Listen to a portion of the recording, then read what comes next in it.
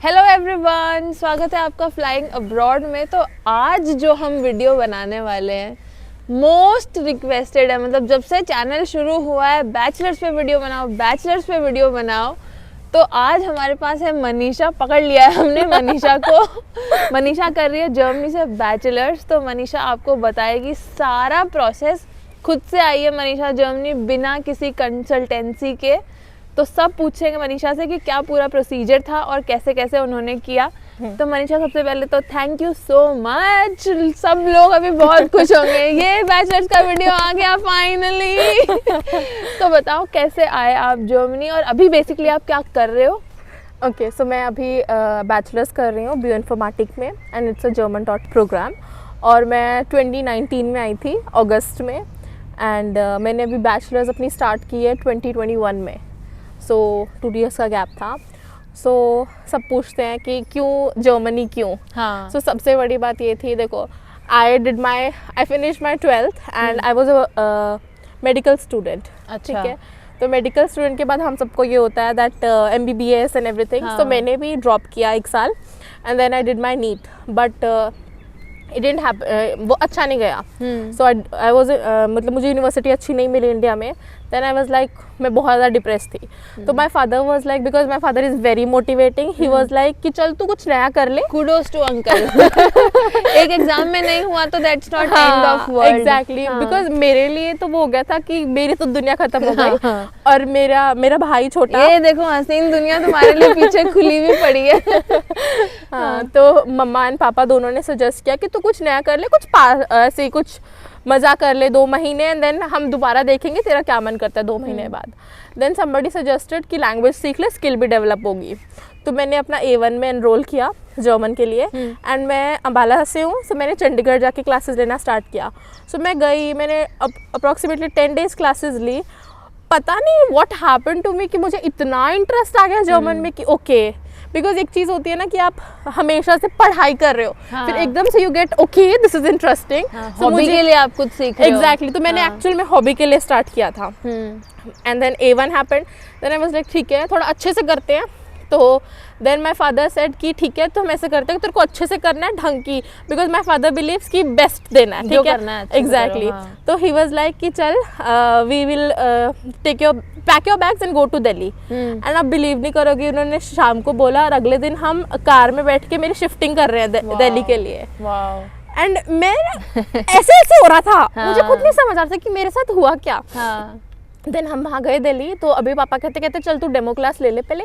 तो I went to language institute called language पेंथन। अच्छा। बहुत अच्छा इंस्टीट्यूट है एंड ऑफलाइन थी उस टाइम क्लासेस। तो हम वहाँ गए, पापा कहते डेमो क्लास ले, तो मैं डेमो क्लास के लिए गई हूँ। मीनवाइल मम्मा पापा ने मेरे लिए PG देख दिया। They are like full experience. उन्होंने था कि छोड़ के जाना है, ठीक है। तो मैं आई हूँ, मैंने कहा हाँ अच्छी थी डेमो क्लास। कहते फिर दिल्ली रोक छोड़ दे तुझे।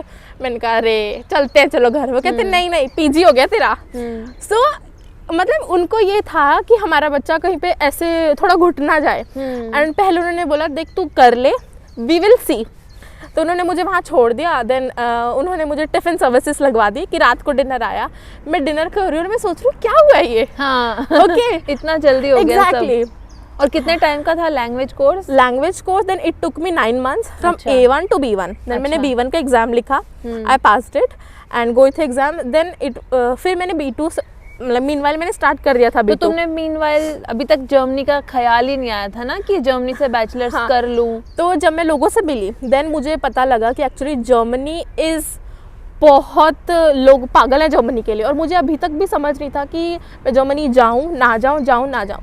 तो I started knowing the process. अब क्योंकि मेरे पास थॉट प्रोसेस नहीं था कि मेरे को वो करने हैं, लाइफ में लेके जाना और नहीं। तो मैं खुद ही अपना रिसर्च करती रहती थी। I used to take different seminars जो भी जर्मनी के ऊपर होते थे, गूगल पे रिसर्च करती थी। हमारे वीडियोस तो थे नहीं। एग्जैक्टली, तब ना इतना नहीं था। 2019 की बात है, 2018 कुछ भी नहीं था।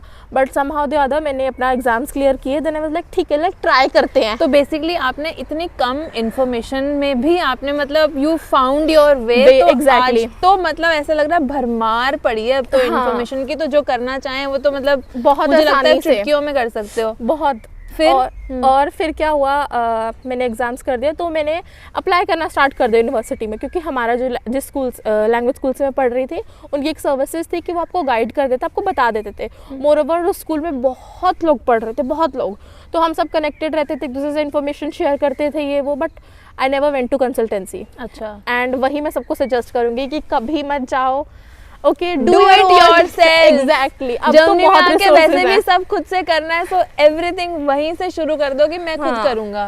एग्जैक्टली, हाँ। वहीं से स्टार्ट करो। तो हम सब एक दूसरे से इन्फॉर्मेशन शेयर करते थे, somehow the other। I applied for KIT कार्लसरूहे में अप्लाई किया मैंने, देन मैंने TU म्यूनशन में अप्लाई किया, एंड बहुत सारी यूनिवर्सिटी में, TU बर्लिन, बहुत सारी में किया मैंने, ओके। एंड मुझे बाय गॉड्स ग्रेस मुझे एक्सेप्टेंस सबसे आई, and then it was something like validation सी मिल गई थी मुझे। हाँ। कि मुझे ये हो गया था कि मैं एक एग्जाम में फेल हो गई हूँ, ओके। हाँ। एंड मैंने जैसे ऐसे ही स्टार्ट किया था, and now I have the potential कि मैं हाँ। कर सकती हूँ। हाँ। And I was like okay, let's गो।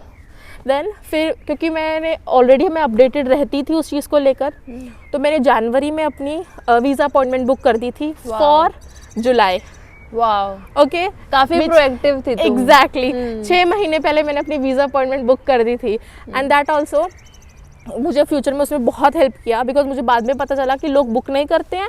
मुझे अभी भी पता लगता है लोग हाँ, बुक नहीं करते मिलते हैं, नहीं हैं and नहीं appointments मिलते। फिर। एंड मुझे Exactly. मैंने आई वुड सीरियसली से मैंने कहीं किसी को एक्स्ट्रा पे नहीं किया, मैंने सिर्फ अपने लैंग्वेज कोर्स के लिए पे किया और दिल्ली में जो मैं रहती थी उसके लिए पे किया, दैट्स इट। तो जैसे तुमने बताया कि लैंग्वेज करते करते ही तुमको समझ में आया कि अच्छा जर्मनी काफ़ी अच्छा ऑप्शन है और वहाँ पढ़ाई की जा सकती है, तो वहीं से मतलब बेसिकली सबका थॉट प्रोसेस एक शुरू होता है कि हाँ यार मुझे जर्मनी जाना है। हाँ। बट डिफिकल्ट पार्ट होता है कि उसके आगे की सारी इन्फॉर्मेशन गैदर करना, जैसे तुम बोल रही हो खुद से सारा कर पाया, तो वो काफ़ी सारे लोगों को आइडिया नहीं है। तो उसका बेसिकली क्या तो प्रोसेस रहता है कि जैसे 12th के बाद में या फिर जैसे 12+1 13 ईयर की एजुकेशन होती है, तो क्या क्या ऑप्शंस हैं, मतलब फर्स्ट ऑफ ऑल तो जर्मनी से जैसे बैचलर्स करने के, और फिर उनका क्या प्रोसेस रहता है? ओके। तो क्योंकि मुझे 12th के बाद आना था बैचलर्स के लिए, तो जो मस्ट चीज़ हम सबको पता होनी चाहिए that is German education system and Indian education system completely different. So Indian education 12th में अपने स्कूल ख़त्म हो जाता है, जर्मनी के लिए आपको 13th ईयर चाहिए होता है। सो बिकॉज मैंने अपॉइंटमेंट बुक कर दी थी, then I got to know कि भाई 13 ईयर करना है मुझे। Then I started looking for Aufnahme thing. Aufnahme basically entrance test को बोलते हैं। अच्छा। तो उस एंट्रेंस टेस्ट इसका होता है कि आपको यूनिवर्सिटी प्रिपरेटरी कोर्स कराए, अच्छा। और वो preparatory course is entrance for university. अच्छा। सो यू हैव टू, वो सब कुछ एक सीक्वेंस में चलता है। तो मैंने औफनामा के लिए प्रिपेयर करना स्टार्ट कर दिया। औफनामा का लेवल B1 से B2 के बीच में होता है, एंड आपको मैथ्स भी आती है, बिकॉज मैं टी कोर्स में अपना रजिस्ट्रेशन करना चाहती थी, टी कोर्स या एम कोर्स में, okay. But by the end मैंने टी कोर्स स्टार्ट किया। तो बट ये कुछ भी कोर्स करना है तो ये प्रोसेस सेम ही है। एग्जैक्टली, प्रोसेस सबके लिए सेम है। अगर आपने 12th के बाद आना है तो आपको 13th ईयर करना ही करना है। अब आपको उस 13th ईयर सिर्फ जर्मन में होता है, तो इसलिए आपकी जर्मन स्किल्स बहुत अच्छी होनी चाहिए। एग्जैक्टली। ओके। और बाकी अगर किसी को जैसे नहीं करना है 13th ईयर जर्मनी से, तो वो अपना फर्स्ट ईयर इंडिया की किसी यूनिवर्सिटी में एनरोल करके आप वहाँ से फर्स्ट ईयर कर सकते हो। उसके बाद में आप डायरेक्टली यहाँ बैचलर्स के लिए किसी यूनिवर्सिटी में भी अप्लाई कर सकते हो, वो भी एक ऑप्शन है। बट जैसे आप बताओ, फिर आपने जैसे एंट्रेंस एग्जाम के लिए अप्लाई किया, फिर उसके बाद क्या हुआ? ओके।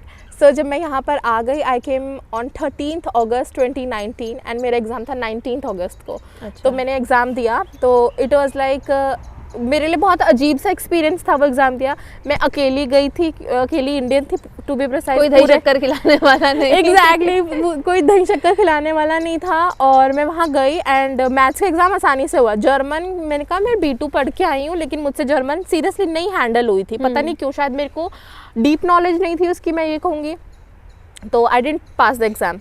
देन अगेन से आई वुड से कि मेरे को एक और फेलियर मिल गया था। Okay, failures are good. Failures are good. Okay, तो फिर उसके बाद क्या होता, देन आई वाज लाइक कि मैं क्या करूँ। Then I went to Berlin तो बर्लिन में क्या हुआ, देन मैंने सोचा कि मेरे पास टाइम है, क्योंकि हमारा एग्जाम्स होते हैं जो ऑफनाम एग्जाम्स, वो एग्जैक्टली समर सेमेस्टर या विंटर सेमेस्टर के लिए होते हैं। अब मैंने विंटर सेमेस्टर का एग्जाम दे दिया था, मैं फेल हो गई थी। नाउ केम समर सेमेस्टर, लाइक मैं यहाँ पे एक पॉज लेना चाहती हूँ। मैंने किसी को आज तक इतना प्राउडली ये बोलते हुए नहीं देखा है कि मैं अपने एग्जाम में फेल हो गई थी। सो फर्स्ट ऑफ ऑल तो I am really proud of that thing. मतलब यही आपको सीखना चाहिए फर्स्ट ऑफ ऑल, तो दैट्स रियली गुड। मतलब बहुत गट्स चाहिए ये बोलने के लिए। कंटिन्यू करो। Thank you so much for the appreciation. Okay, so मैंने समर सेमेस्टर में दोबारा से अप्लाई किया, और मुझे प्रोसेस तो पता था, मैं इंडिया से वही करके आई थी। ओके, मैंने अप्लाई किया। मैंने मीनवाइल जब मेरे पास टाइम था, मैंने B1 में अपनी क्लासेस स्टार्ट कर दी, सॉरी बर्लिन में अपनी क्लासेस स्टार्ट कर दी B2 C1 की। ओके, अब मैं वो चल रहा है एंड मैं ऑफनामा दे रही हूँ। Fortunately that got done, and फिर हमने स्टूडेंट कोलीग स्टार्ट किया।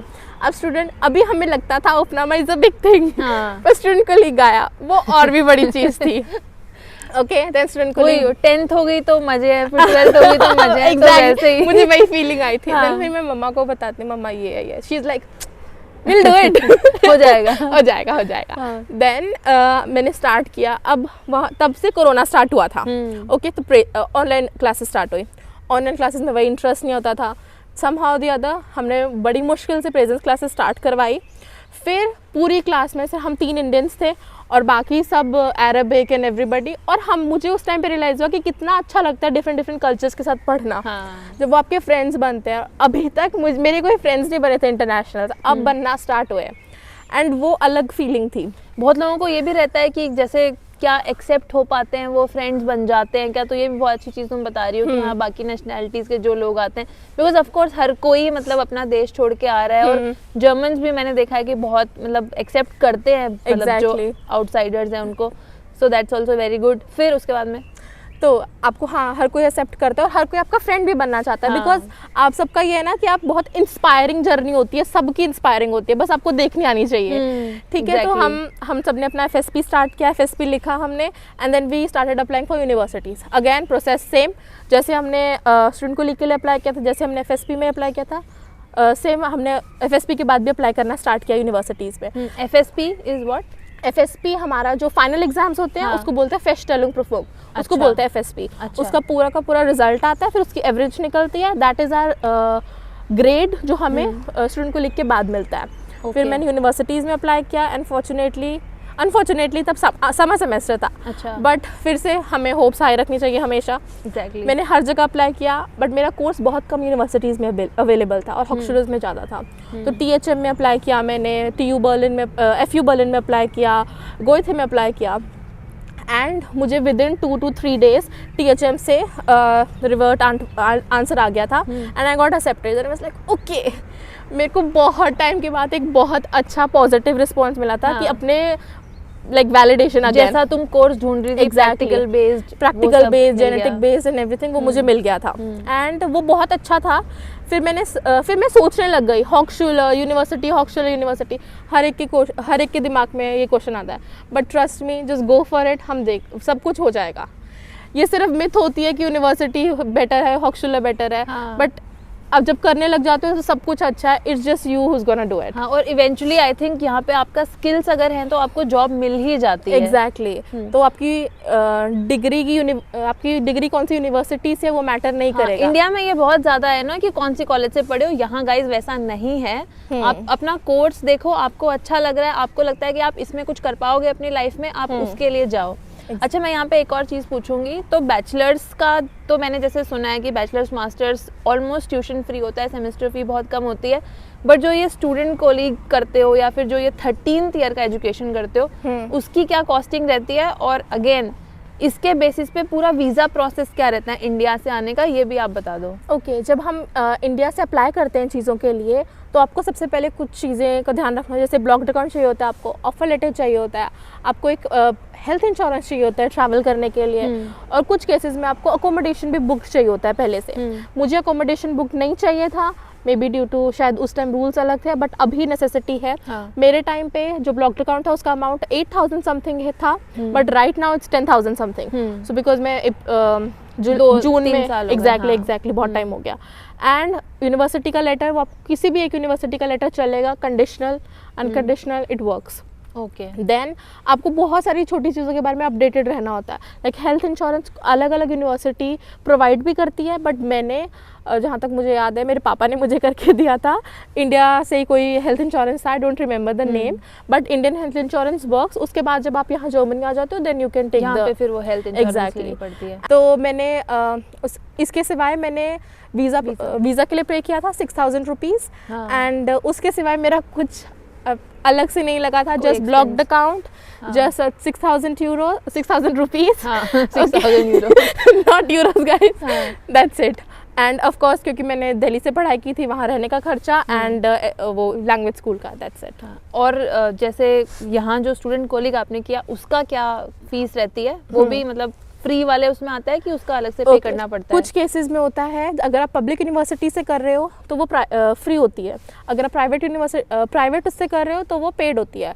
तो मैंने जो की थी वो स्टार्टलिशर था, ओके, तो उसमें हमें कुछ अमाउंट पे करना होता था, कुछ अमाउंट नहीं पे करना होता था। अच्छा, तो लेकिन वो भी फ्री में भी हो सकती है, ऑप्शन है उसमें वो और भी फ्री में हो सकती है, बट उसके लिए आपके जर्मन स्किल्स और भी अच्छे होने चाहिए। अच्छा, तो जर्मन इज द ओनली की। तो जैसे मान लो पब्लिक वाला तो है, वो तो जैसे तुम बता रही हो ऑलमोस्ट फ्री के बराबर है, बट जैसे अगर किसी को वो नहीं मिल पा रहा है तो प्राइवेट से अगर स्टूडेंट कोलिग, प्राइवेट यूनिवर्सिटी अलग है गाइस, ये प्राइवेट स्टूडेंट कोलिग करने की हम सिर्फ बात कर रहे हैं, उसकी क्या अप्रोक्सीमेटली प्राइस रहती है? और पब्लिक में भी कुछ अमाउंट अगर होता है तो कितना होता है? लाइक एक रफ आइडिया दे दो सबको। ओके, तो अगर आपको पब्लिक से करनी हो तो 2 सेमेस्टर्स होते हैं, उसके हर एक सेमेस्टर के अप्रॉक्सीमेटली 200 to 300 यूरोस के बीच में चार्जेस होते हैं। सो 2 सेमेस्टर्स के वही आप एवरेज लगा के चलो 500 to 600 के बीच में। एंड अगर हम प्राइवेट स्टार्टलिशर की बात करें, क्योंकि प्राइवेट अलग है, स्टार्टलिशर अलग है। स्टार्टलिशर में क्या होता है, वो आपको प्राइवेटली पढ़ाते हैं लेकिन वो आपको इंटरनल FSP दिलवाते हैं, ओके। एंड प्राइवेट दूसरे जो प्राइवेट्स होते हैं उसके अंदर एक्सटर्नल FSP होता है, तो वो अलग कंसेप्ट चला जाता है। मैं प्रेफर करूँगी अगर आपका बाई चांस पब्लिक यूनिवर्सिटी से स्टूडेंट कोलिग नहीं हुआ है तो यू गो फॉर स्टार्टलिशर FSP के लिए जाओ, and that will cost 6,000 Euros के करीब। अच्छा, Okay, और अगर 6,000 maximum। कंप्लीट प्राइवेट किसी को जाना पड़े उसका आइडिया है आपको? कंप्लीट प्राइवेट मैं कभी सजेस्ट नहीं करूँगी, बिकॉज उसके लिए बहुत ज़्यादा कॉम्प्लिकेशंस आ जाते हैं। अच्छा। बट उसका भी प्राइस सेम ही होगा, 6,000 यूरोस। अच्छा, ओके, दैट्स वेरी गुड। तो चलो स्टूडेंट कोलिग हो गया, वीज़ा का जैसे आपने बता ही दिया कि आपने एडवांस में स्लॉट बुक कर लिए थे, ले दे के ये सारे डॉक्यूमेंट्स आपने बताए ये लगे। उसके बाद में आपको यूनिवर्सिटी का भी आपने बता दिया कि आपने यहाँ से स्टूडेंट कोलिग किया, उसके बाद में आपको यूनिवर्सिटी का लेटर मिल गया।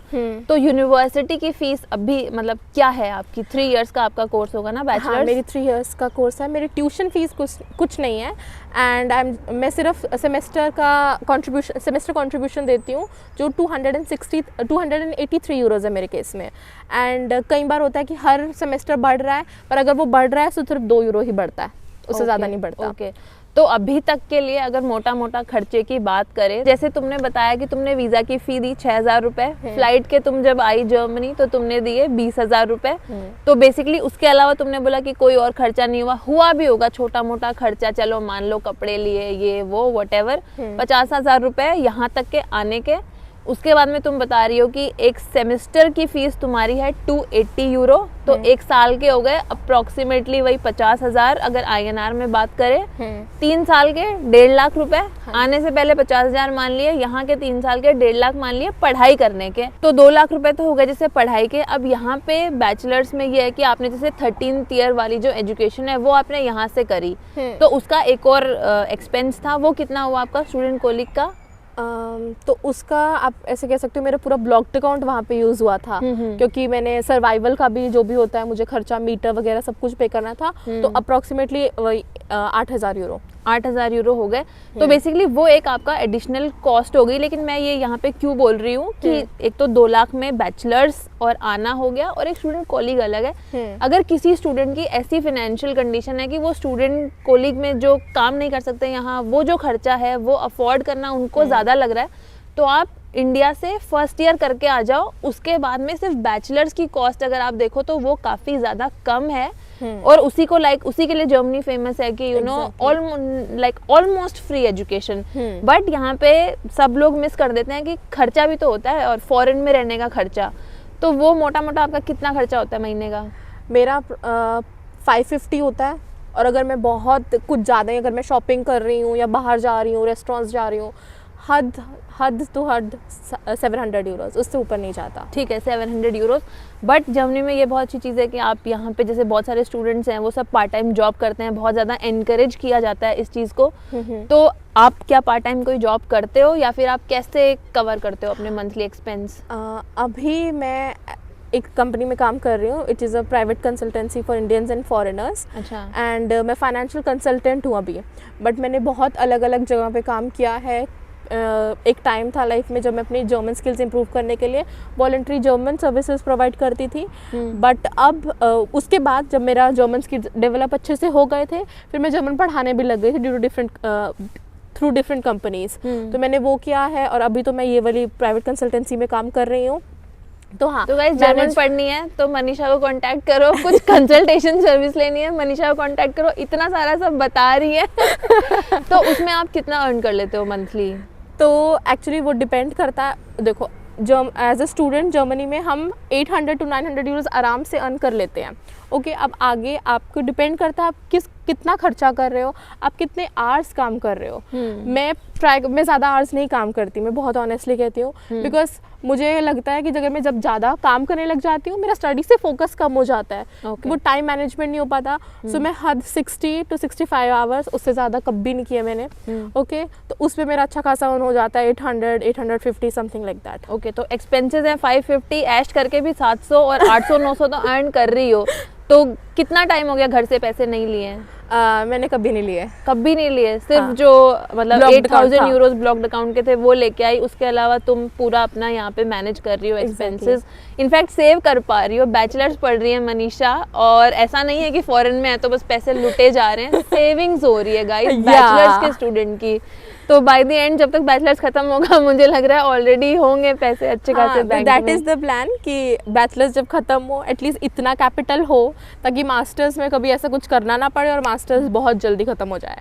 Great great, that's like really nice. तो बहुत अच्छी, आई थिंक हमने मोटा मोटा सब इन्फॉर्मेशन कवर कर ली। इंडिया से बैठ के अगर कोई मतलब स्टूडेंट्स देख रहे हैं जर्मनी आना चाहते हैं, फाइनेंशियली बर्डन लगता हो या फिर ये लगता हो कि बहुत इंटेलिजेंट नहीं है, जैसे आप एक टाइम पे एक फेज में थी कि आपको फेलियर फील हो रहा था, कोई भी अपनी लाइफ में लो फील कर रहा हो, ऐसा क्लूलेस लग रहा हो कि लाइफ में मेरा अब क्या होगा, उनको कुछ बोलना चाहती हो? Okay, so you are the best researchers. आपको खुद की रिसर्च खुद करनी है, कभी किसी के ऊपर डिपेंड मत हो।